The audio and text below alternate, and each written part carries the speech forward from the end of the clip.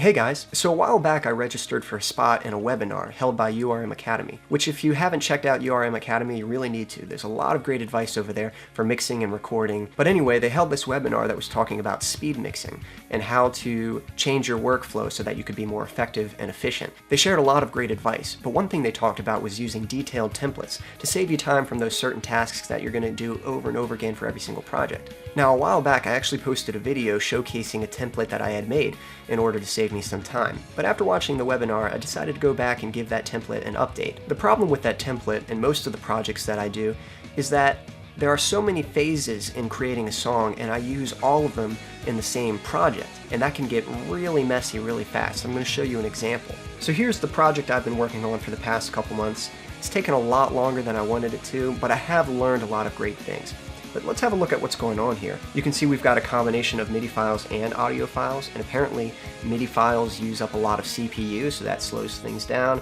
You can see I've got some edits here, and these fades take a while to process, so that slows things down. If you look at all the tracks here, you can see all these plugins that I'm using, and it's kind of a big mess. I've got things routed, and even though it's color-coded and I can understand all this, it can be a bit intimidating, and if something were to mess up, it could be really daunting to try to figure out what went wrong and how to fix it. Because there's so much going on in that project, it's not really the ideal situation for recording, so if I needed to go back and re-record some guitar parts or record vocals, which I usually do later on, I'd have to open up a new project just for that. And so I end up with all these projects and everything's just scattered, and it can be really hard to stay focused on what you need to do and make sure that everything is in its right place. So what I did was I made 3 templates for the 3 phases of creating a song. There's the tracking phase, the editing phase, and the mixing phase. So let me give you a quick run through of what it's like to use each of these templates. So we open up our tracking template. You can see it opens up very quickly, and here it is right here. I go to the drums, I can open them up, create my drum beat, and they go in the timeline right here. So let's have a listen to that.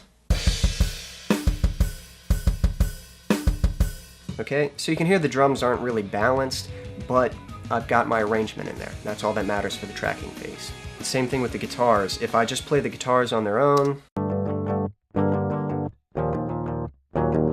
you're just hearing the DI of the guitar.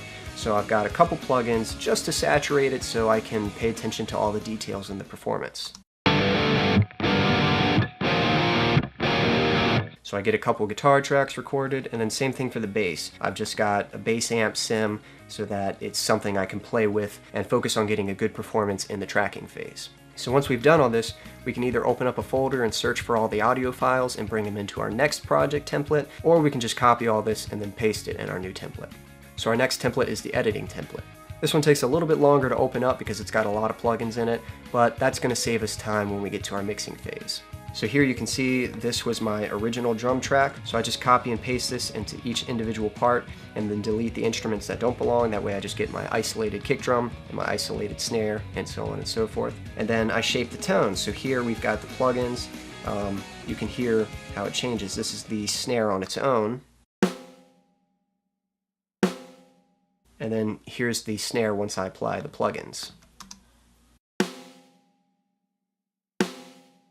And there you go. Now I have a really cool sounding snare to work with when I get to the mixing phase. Same thing with the kick drum. I tried to find the best sounding kick drum I could, but there wasn't really anything that worked good for metal, so I had to make some adjustments to the tone. Here's the kick by itself. And here it is after I apply my plugins.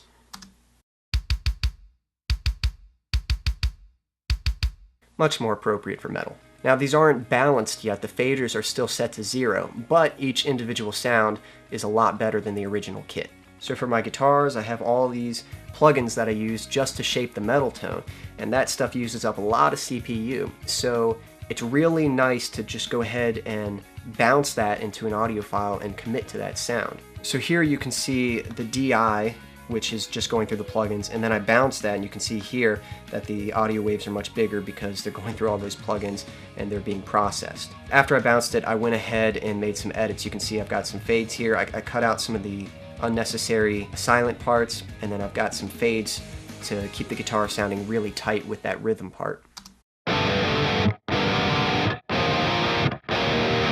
And then the bass is the same thing. You run the DI through the plugins, you bounce that, and then you can do edits to the processed audio file by making cuts and fades to polish everything. And you can see here I've got some plugins for the bottom end of the bass, and then in a separate track I've got plugins for the top end of the bass. So here's just the bottom end, and then the top with it, which that's going to help it cut through the mix more. Once you've done all that, you can bounce all the individual files. Again, you want to bounce them at their full volume, so just leave the faders at 0. And then we can open up our mixing template and go to the folders and drag the audio files into our mixing template. You can see it opens up really quick, and here we go. We've got our drums, but now they're audio files. They're not MIDI, so they're going to use a lot less CPU. And then the guitar tone, it's already processed. It's already a distorted tone. We don't have to second guess ourselves and go back and make adjustments to the amp. We can just work with what we've got. It makes it a lot easier to focus on what you need to do. So since everything's already routed, this gives us a mix that already sounds pretty good.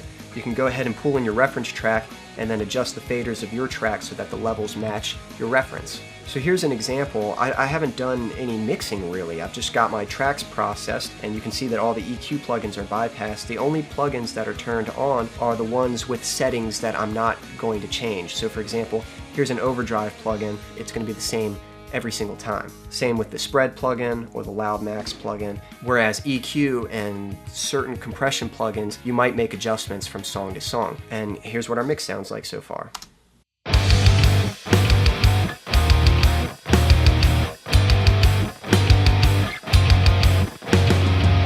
It sounds good, and we haven't even started mixing yet. It's amazing how your eyes have such a big effect on your focus. See, when your project is bombarded with all these plugins and all these cuts and edits everywhere, it keeps you from focusing on what really matters, and you keep thinking things like, oh, I might need to go back and make adjustments to that guitar tone, or, oh, I don't know if I got that bass right, or you know, you're thinking about things that should already be done. You know, when you're in the mixing phase, you're there to mix. So it's really nice to have a project with just these finished files, and all you have to do is balance them. That's your only job.